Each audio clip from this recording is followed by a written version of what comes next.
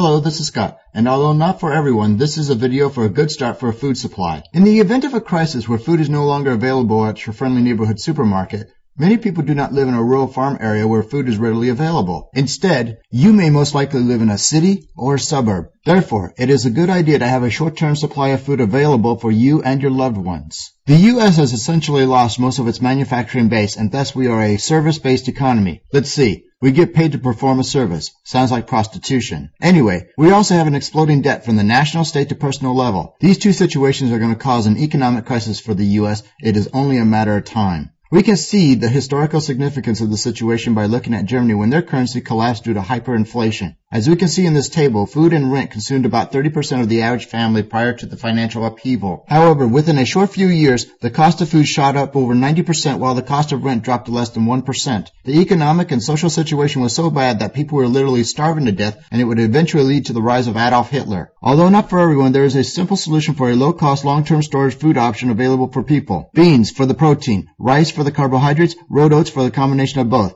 I chose these because they are the easiest to prepare. Add water and heat. Now I know that the screen is very busy and loaded with a lot of data. However, it does detail the amount of beans, rice, and rolled oats needed for one person for 1 year. It also details how much weight and cost for these items for one person for 1 year. To summarize this screen, it only takes 116 pounds of beans costing about $116, 150 pounds of rice costing $120, and 66 pounds of rolled oats costing $75 for a grand total of $311 if you do not buy in bulk to feed one person for 1 year. If you do buy in bulk, then the cost is considerably cheaper. Please do not forget salt, multivitamins, sugar, honey, and spices. So how much room do you need to store this food for one person for 1 year? Well, believe it or not, this could potentially fit nicely under an average bed. To last years, you can store beans, rice, rolled oats into airtight food-grade buckets. You can lengthen the storage life by putting the food in mylar bags with oxygen absorbers. Also try to keep the temperature as low as possible with a minimum amount of temperature changes. Now, when looking for food storage buckets, please make sure they are designed for food storage.